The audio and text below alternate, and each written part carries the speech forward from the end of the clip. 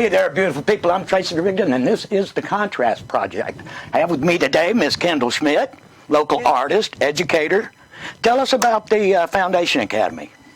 Well, the Foundation Academy is a school that has children from preschool to 12th grade. It's been around since '88. It used to be at the beaches. I've actually been there for almost 20 years and have taught every single class there. It's a great school. We have it's a very organic type of learning.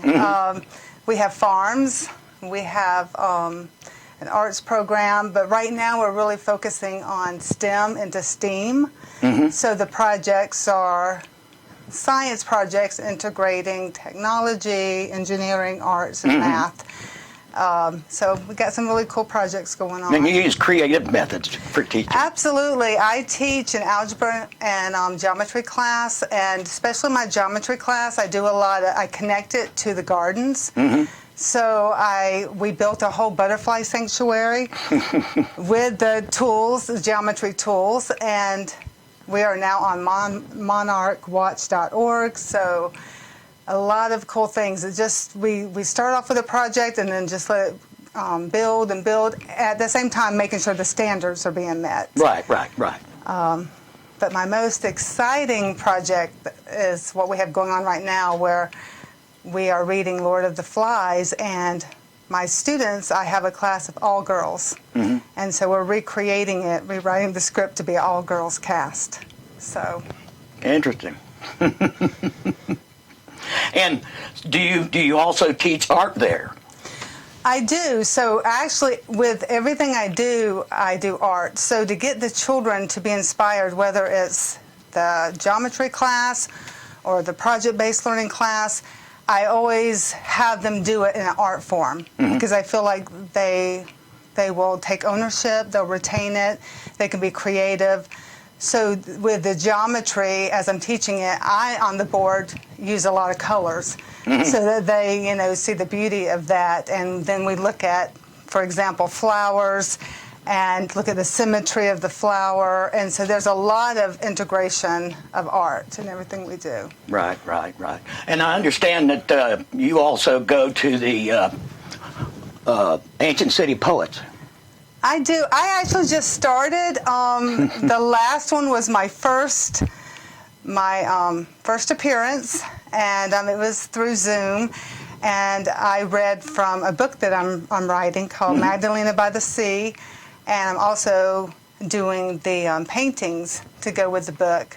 So that has been exciting. Chris had invited me, and I was like, wow, and to be with people like Ben Atkinson and Lynn Harpin and all these great people, and so I'm excited to be a part of that, and it's inspired me, being around them, to really put more effort even in my book. And so going forward, at least for now, they're doing all Zoom. All Zoom.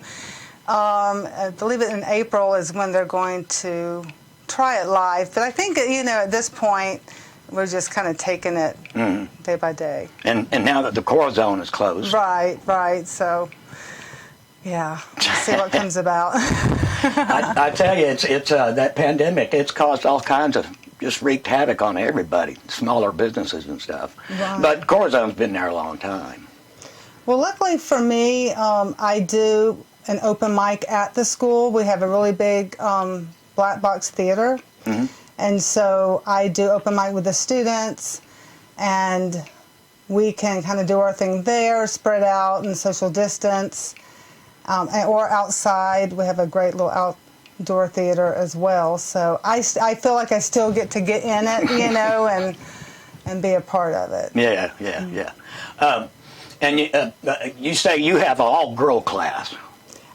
Yes, except for my algebra class, but all my other classes, they do have middle school boys and girls separated, but my algebra class is an honors algebra class, so I do have a couple boys in it, but for the most part, it's just me and the girls, and it's been fun, because with me being a math and a language arts person, having the balance on both sides, I want to encourage them that they can be the same way. The whole saying, oh, boys are better at math and girls are better at language arts. It's like, no, it's just what you want to do. And so I try really hard to balance it out and just give it to them without any second thought that they can't do it.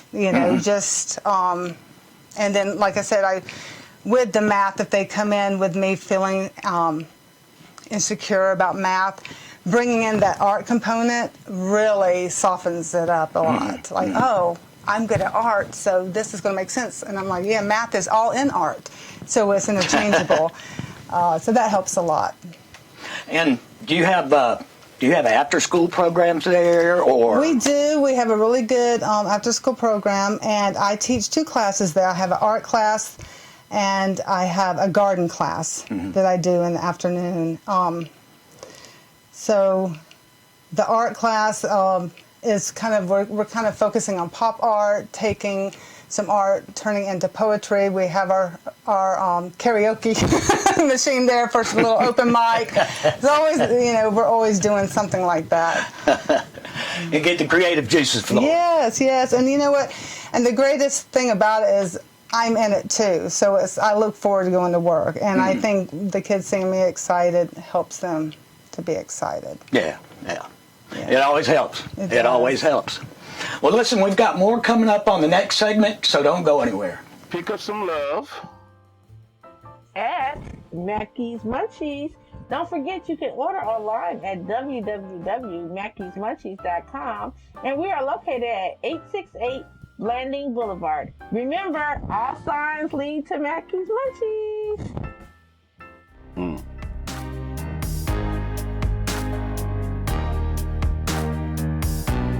What city is WrestleMania 37 being held in this weekend? You got 1 minute.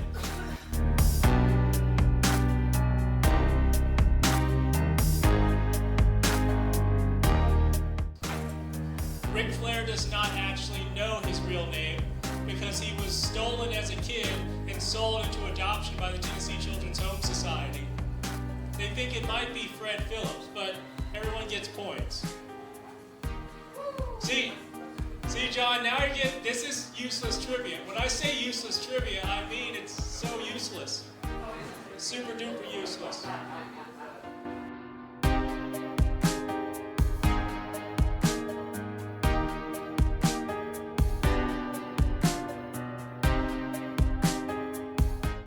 What year was the first officially documented pro wrestling match held in the city of Jacksonville?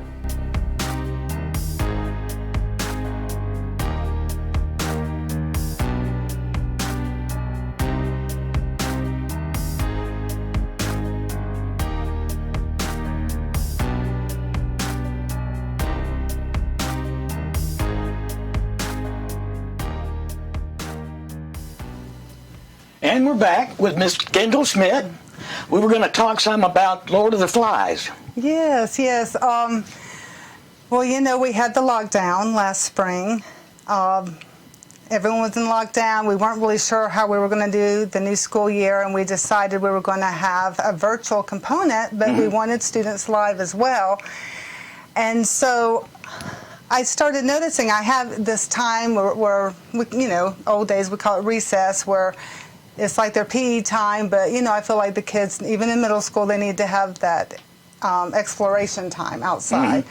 And they have the swings and everything else, but I started noticing, my girls, which a lot of them I had last year because I have a 6th, 7th, and 8th grade group, being very, not just creative, because it's a creative bunch, but being a little tribal, a little feral, and I'm just watching them, and all of a sudden they're coming to me. They've made, a headband out of an old shirt. They have like sticks. They're making weapons for fun, little arrows, and I'm just going, wow, what is going on? And I'm thinking, this is their way of being like, we're out of this lockdown cage. They're out of this lockdown cage, and I'm always trying to think of, with the dynamics of the class I have, what is a good literature piece? And so that's when I started thinking Lord of the Flies. These girls could totally handle it, even though it's normally like a 9th grade book. But I think if you take a piece of literature like that and you dissect it and you discuss it, then you can make it your own, even if it's a little bit higher level. And then just know that they are capable of it. So I started bringing it up little by little, and they were like, oh, they were so excited when I brought it up, because most of them were a little familiar with it. And so we watched an old 70s movie of it, and they were just all into it. And I said, well, what do you think about us recreating? Because this year for our projects, we're vlogging. And so it's really more about the process than the product. And even though the product is this film to recreate it, the most important part is vlogging this process. Right. So we broke up in groups. I have a little script group. We decided who was going to be the main actors. And within that, we started doing science on natural resources. How are natural resources essential if you are stranded on an island?